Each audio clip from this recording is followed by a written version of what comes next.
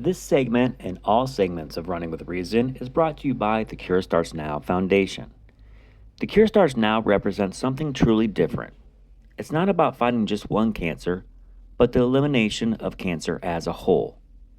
They believe, as experts do, that in order to truly cure cancer, you have to focus on those cancers that are the biggest bullies, like DIPG, a terminal pediatric brain cancer. The Cure Starts Now is the first cancer charity dedicated to this home run cure, and one of the few where donations go to research, not overhead. I have personally been working with them for over a decade, and I can say that multiple strides have been taken since it was founded almost 20 years ago.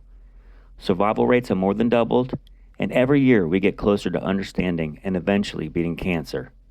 The last known treatment for cancer was founded in 1940, and that was chemotherapy, and that has to change. Cancer does not fear the ribbons. Cancer does not fear the awareness. Cancer fears us, all of us. And only through funding by all of us will we be able to beat it. Help us cure cancer for all, one child at a time. Hi, and welcome to another edition of Running with Reason. Today we're going to talk about one of my favorite subjects, food. Now, keep in mind, I am not a nutritionist. I am just an advocate runner who loves to eat, and I do a lot of research on how I should maintain my diet when I'm training to run. Now, everybody is a little bit different, so one thing I always say about everything, keep in mind that what I talk about, I do mostly for me, so please do your research when it comes to your own health benefits. Now, the first thing that we're going to talk about, a lot of people hear about runners, is runners consume a lot of carbs.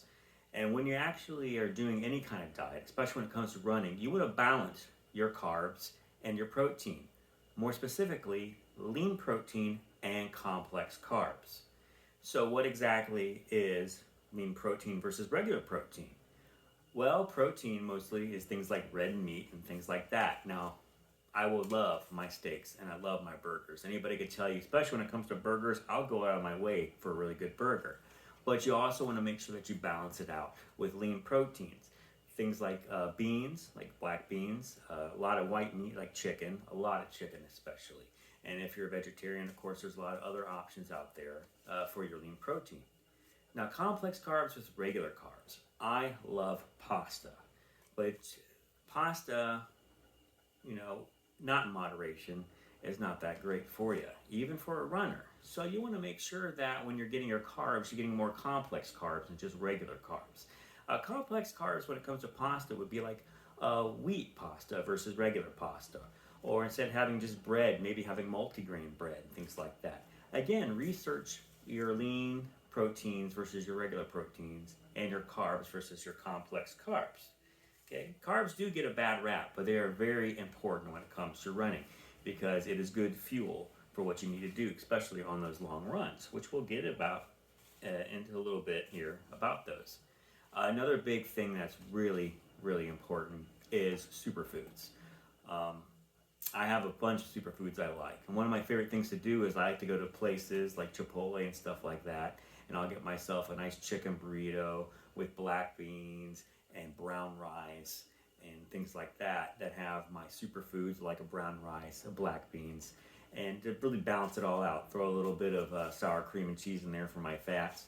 And yeah, so really superfoods are very good for you. For what I know about superfoods, they help burn a lot more than what they produce. So make sure you get your superfoods into your diets, like your black beans and your avocados and your brown rices and things like that. Okay? Now, another thing, too, is sugar. Now, sugar actually gets a very bad rap. Um, I can tell you right now, when I go on a very long run, like a half marathon and things like that, the first thing they hand me after I finish running is a chocolate milk. I can tell you when I ran the Columbus Marathon, I had a chocolate milk in this hand and I had an ice cream sandwich in this hand because sugar actually is very important when it comes to post running. Hopefully, just to bring your blood sugar back up. But sugar does get a bad rap. I try to mostly get a lot of my sugar after a long run to help with my blood sugar level. I am a sweets person, chocoholic to the max. I mean, I work in an ice cream store, for goodness sake. And let's say, if you know my family, we are sweets people. So you really got to do your best to get it in moderation. I know that's one of my things in this new year that I'm going to try and do. The biggest thing you really want to stay away from is those additional sugars. So really pay attention to those nutritional facts and watch out for those additional sugars like you find in candy bars and things like that. Those are the ones that kill you more than anything else. And again, have your sugars just in moderation. Give yourself a cheat day and things like that. If you don't do that, chances are you'll fall off the wagon and then just go crazy with it. And you don't want to do that. Another thing we'll talk about too, and we'll talk a lot more about this later when we talk about the day before, the day after running, is carbo loading. There's a lot of myths versus reality when it comes to carbo loading. I know in high school, and I have a lot of the kids who go running, they like to have pasta parties the night before a race. And when you run like a 5K or stuff like that, that's fine. But carbo loading before a race really needs to be done days before the race, because what you do the night before really doesn't affect what you do when you run. And one of my favorite things to do when I carbo load, and like I said, this is just me specifically, and what I've had in my own experience, is I like to throw in a little bit of junk. Like I'm talking like McDonald's and stuff like that when I run. Not so much the pop, but I like to think of it this way. When you eat really healthy, it's like having leaves on a fire, and they burn up very quickly.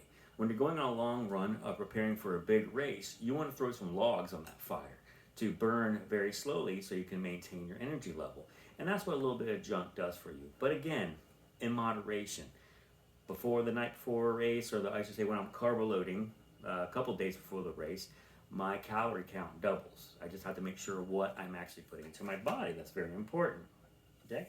But we'll go more into that later. Another big thing that's actually great for runners, believe it or not, is alcohol. And mostly when I think of alcohol as a runner, I think of beer. Again, in moderation. I'm not saying I go home and drink a six-pack every night. But the night before a big race, or if I know I'm going on a big run, I'll have one or two beers. Believe it or not, beers have protein in them. And the carbs in beer is actually pretty good for a runner's body. In fact, if you go on a big race, chances are they might give you a little bit of beer during the race itself, because it helps with the oxygen levels, and it's just really good carbs for the body. And again, that's always in moderation. And it's always a big joke between runners too. Sometimes you might see runners saying, I run for the wine, or I run for the beer. And, that might be some truth to it. But again, a lot of it just in moderation. Okay? Another big thing that's very important is hydration. Believe it or not, depending on when you run, what time of year it is, you can hydrate just right. But you can also overhydrate as well as underhydrate. You want to hydrate well during training. But I can tell you right now, the day of the race, you probably want to hydrate as little as possible. For many reasons. You're going to get plenty during that race, especially if it's a well-organized race. Usually every mile or so, they'll have Gatorade and water and things like that for you. But you want to take the chance of having to go to the bathroom too much. I can tell you that's a big curse that I have. But you don't want to underhydrate too. You've got to be really aware of what time of year that you're running the race. If it's in March or February or in the wintertime, you probably want to stay away from overhydration, but you don't want to underhydrate. And then during the summertime, you probably want to drink a lot more, because again, you don't want to be underhydrated, but you don't want to overhydrate either. I know it sounds very confusing. So really, just it's trial and error, really. But my biggest suggestion is make sure that you drink as little as possible. You definitely want to have some, but don't go crazy with the water or the energy drinks or anything like that the day of a race. Because most races that I know of, especially the big ones, start in the morning, mostly for your own health. So you're not doing it in the heat of the day, especially if it's in the warmer season. And, that's usually when they can do it per city for traffic reasons, but it really helps you out too. You want to do a lot of your hydrating post-race time, which, again, we'll get into in a later episode. Okay? So, when it comes to changing your habits too, if you're getting ready to run a big race and you've never done before, is as you're changing your diet, to the specific things that you research or what I say, remember, a little change goes a long way. Don't try to crash your body all at once. And again, I'm not a nutritionist, but that's really what I believe. Little changes to your diet, little bits of the way, you'll see big results in the end. And more than anything, you just got to stick with it. Make good habits. Even when it comes to running, you might hate it if you've never ran before, but the more you do it, say give it a month, 2 months, you'll find that it makes you feel really good. I know I love getting that runner's high. So, and it gives you excuse to eat a lot of good food if you're really hitting those high miles. So anyway, the next time that we talk, we're going to be talking about seasonal running. And we are right now just starting the month of January when I shoot this video. So we are going to be talking about how to train and run in the winter. So again, if you enjoy these little tips and these videos, please like, share, and subscribe. And more importantly, please donate. Everything that I try to raise, if you click in the link below, goes directly to the Cure Starts Now Foundation, as I talked about in the opening of this video.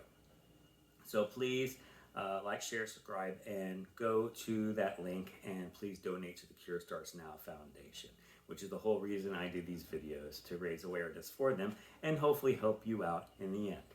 So anyway, until I see you next time, I'll catch you at the finish line.